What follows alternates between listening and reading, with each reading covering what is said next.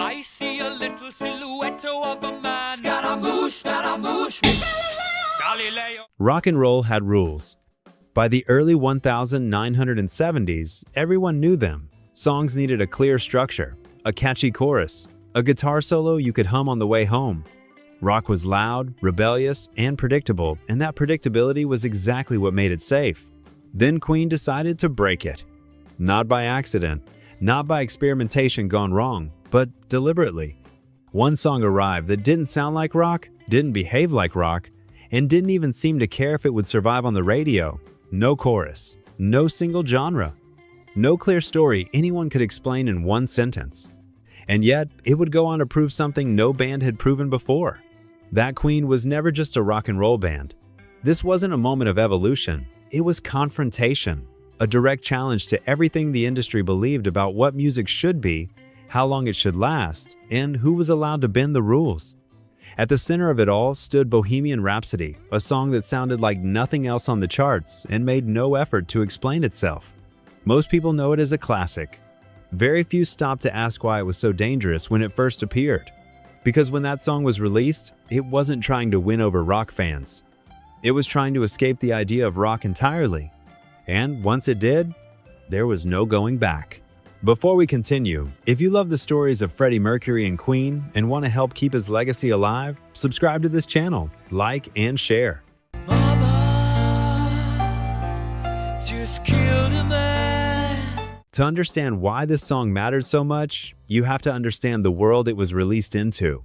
Rock music in the early 1970s followed an unspoken agreement. Songs were built for the stage and the radio. They had structure, repetition, and a clear identity. Even bands that pushed boundaries still respected those fundamentals. Queen didn't. From the beginning, they sounded out of place, too theatrical, too polished, too interested in things rock bands weren't supposed to care about: harmony, drama, emotion, spectacle. Inside the band, this tension was intentional. Freddie Mercury thought in images and characters. He didn't write songs, he staged them. Brian May thought structurally, blending science, classical influence, and layered sound. Together, they weren't asking how to fit into rock. They were asking how far they could stretch it before it broke. So when Freddie arrived with the idea that would become Bohemian Rhapsody, it wasn't presented as a single or even as a song meant to succeed commercially.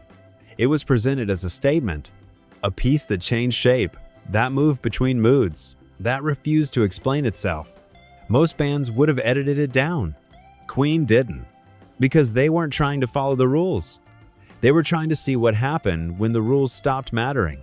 From the moment the idea was born, Bohemian Rhapsody wasn't supposed to work. It didn't fit any format. It wasn't written with radio in mind. It wasn't even written with live performance in mind. It was closer to a collage than a conventional song stitched together from fragments that shouldn't coexist. A gentle ballad, an operatic explosion, a hard rock section, and then silence. No chorus to anchor the listener, no repeated hook to make it familiar, just movement. Inside the band, there was excitement but also hesitation. They knew what they were attempting hadn't been done before. Not like this, not with this level of ambition. The question wasn't whether the song was good. The question was whether it was too much, too long, too strange, too expensive to record, too impossible to explain. But that was exactly the point. Freddie didn't want the listener to feel comfortable. He wanted them to feel pulled into something they couldn't fully control. Something closer to opera or theater than to rock. And Queen committed to it completely. They didn't simplify the idea. They didn't compromise the structure. They didn't remove the parts that confused people. Instead, they doubled down. Because deep down, they understood something crucial. If this song failed, it would fail honestly. And if it succeeded, it would prove they were playing a completely different game. When record executives first heard Bohemian Rhapsody, the reaction was almost unanimous. No. Not because it was bad, but because it broke every commercial rule they lived by. It was nearly 6 minutes long. Radio songs were supposed to be half that. It had no chorus, no clear genre, and no obvious single moment to grab casual listeners. Worse, it changed direction multiple times, asking the audience to stay focused instead of drifting along. To the industry, it sounded like career sabotage. They told Queen the same thing again and again. Cut it down. Choose one section. Make it simpler. Queen refused. They believed that editing the song would destroy the very thing that made it powerful. The risk wasn't accidental, it was essential. So instead of reshaping the music to fit the system, they challenged the system to keep up. They took the full song to radio DJs, played it start to finish, and let the reaction speak for itself. No explanations, no compromises. And something unexpected happened. People didn't change the station. They leaned in. Listeners didn't want the song shortened, they wanted it again. That moment marked the point of no return. Because when the audience embraced something this strange, it sent a clear message. Queen wasn't just stretching rock music. They had already left it behind. What made this song so dangerous wasn't just its structure. It was the way Freddie Mercury thought about music itself. Freddie didn't see songs as products. He saw them as scenes, moments, emotional events that didn't need to follow rules if they told the truth he wanted to express. Rock and roll was just one color on his palette, not the frame. That's why Bohemian Rhapsody feels theatrical rather than aggressive. It moves like a stage production, not a band jamming in a room. Characters appear and vanish. Emotions shift without warning. Meaning is suggested, not explained. This wasn't rebellion in the rock sense. It was liberation. Freddie borrowed freely from opera, classical music, cabaret, and drama. He wasn't trying to shock the audience, he was trusting them to follow him somewhere unfamiliar. Somewhere that didn't need guitars to prove its power. And that's the key distinction.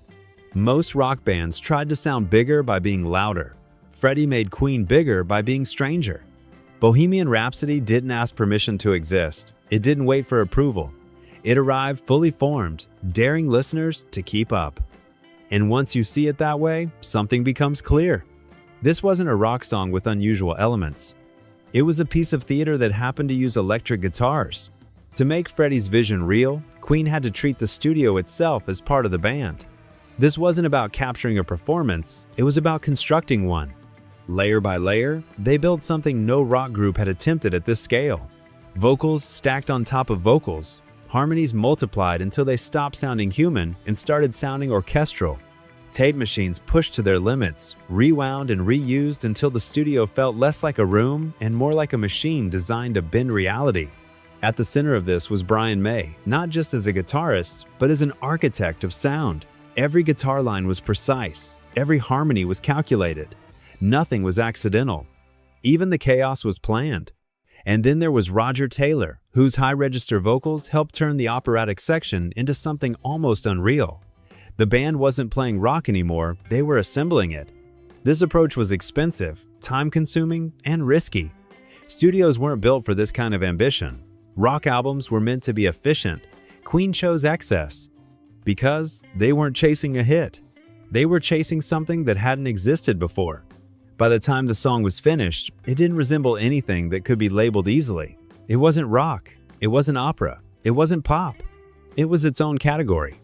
And that's when the real problem began. Once Bohemian Rhapsody was complete, the industry didn't know what to do with it. Radio stations were blunt. The song was too long, too complex, too unpredictable. DJs were told listeners wouldn't stay tuned, that it would confuse people, that it would fail. The solution, they said, was simple. Edit it. Queen refused.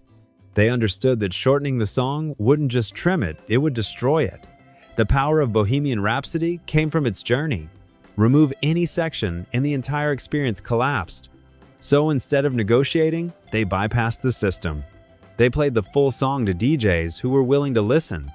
No radio-friendly cuts, no explanations, just 6 uninterrupted minutes. And something unexpected happened. People didn't switch stations. They stayed. They called in. They asked to hear it again. The band turned into obsession. What the industry feared would alienate listeners ended up pulling them closer. Audiences didn't want music that fit the rules anymore. They wanted music that felt bigger than them. That moment sealed it. Queen hadn't just released a successful song. They had proven that rock and roll no longer controlled the limits. The audience did.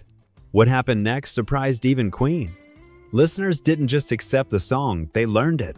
They memorized complex transitions, sang operatic sections that weren't meant for crowds, and embraced a structure that demanded attention rather than background listening. This wasn't normal rock behavior. Rock audiences were used to choruses, predictability, familiar patterns. Bohemian Rhapsody offered none of that, and yet people leaned in harder. They didn't need the band to simplify the song. They rose to meet it.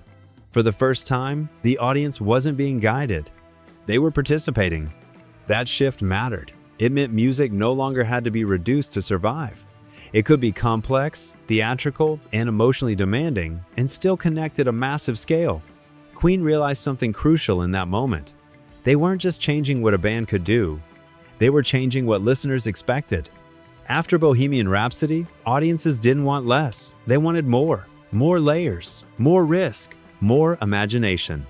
And that expectation didn't disappear when the song ended. It followed Queen everywhere. From that point on, they were no longer judged as a rock band trying new ideas. They were judged as something else entirely, a group capable of turning ambition into connection. The audience had rewritten the rules alongside them. Many bands tried to copy what Queen had done. Longer songs, genre shifts, conceptual ambition, the idea that you could defy structure and still dominate the charts. But almost none of them succeeded in the same way. Because Bohemian Rhapsody wasn't just about breaking rules. It was about balance. Queen didn't abandon accessibility, they redefined it. Beneath the complexity, the song still carried emotion anyone could feel. Guilt, fear, release, wonder. Even if listeners didn't understand the story, they felt its weight. That combination is rare. Too much ambition without emotion feels cold. Too much emotion without structure feels chaotic. Queen walked a line that most bands couldn't even see. And they did it once fully. That's why Bohemian Rhapsody remains singular. Not because it's famous, but because it's unrepeatable. It belongs to a moment when a band trusted its instincts completely and an audience trusted them back. Trying to recreate it would miss the point. The song worked because it wasn't designed to become a formula. It was a one-time collision of confidence, talent, timing, and refusal. And that collision changed the definition of what a band could be. If you listen closely, the proof was always there. Bohemian Rhapsody doesn't sit comfortably in any genre. It refuses labels. It moves like a story, not a song. It asks the listener to stay present, to follow shifts in mood, and to accept ambiguity without explanation. That alone separates it from traditional rock. Rock thrives on identity. Bohemian Rhapsody thrives on transformation. And that's why this one song proves something undeniable. Queen was never just a rock and roll band. Rock was simply one language they spoke, not the only one, and not the most important. They were composers, performers, storytellers, engineers of emotion. The song didn't succeed because it fit the era. It succeeded because it ignored it. And once that door opened, there was no closing it.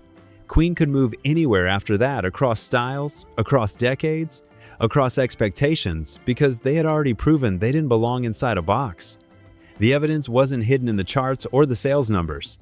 It was hidden in the structure, in the risk, in the refusal to be explained. And once you see that, you realize Queen didn't evolve rock music that day. They stepped beyond it. When people say Queen was a great rock band, they're not wrong. But they're not telling the whole truth. Because rock and roll, by definition, lives inside limits, structure, attitude, expectation. And Queen spent their entire career quietly pushing against those limits until they disappeared. One song proved that beyond any argument. Bohemian Rhapsody wasn't successful because it was catchy. It was successful because it trusted the listener to follow something unfamiliar. It didn't simplify itself to survive. It didn't apologize for being strange. It didn't explain what it was supposed to be. And the world followed anyway. That moment changed everything. From then on, Queen didn't need permission to move between genres, moods, or ideas. They had already shown that music didn't have to choose between intelligence and emotion. It could demand both. This is why that song still feels alive. Not because it's nostalgic, not because it's famous, but because it reminds us of a rare moment when art refused to shrink itself and was rewarded for it. Queen didn't just stretch rock music. They proved they were never confined to it in the first place. Do you think Queen was ever truly a rock and roll band? Or did this song change the way you see them forever? If this story made you rethink what Queen really was, leave a like. It helps more than you realize. Share your perspective in the comments, because everyone hears this song differently. And subscribe for more stories where music breaks its own rules and changes history in the process.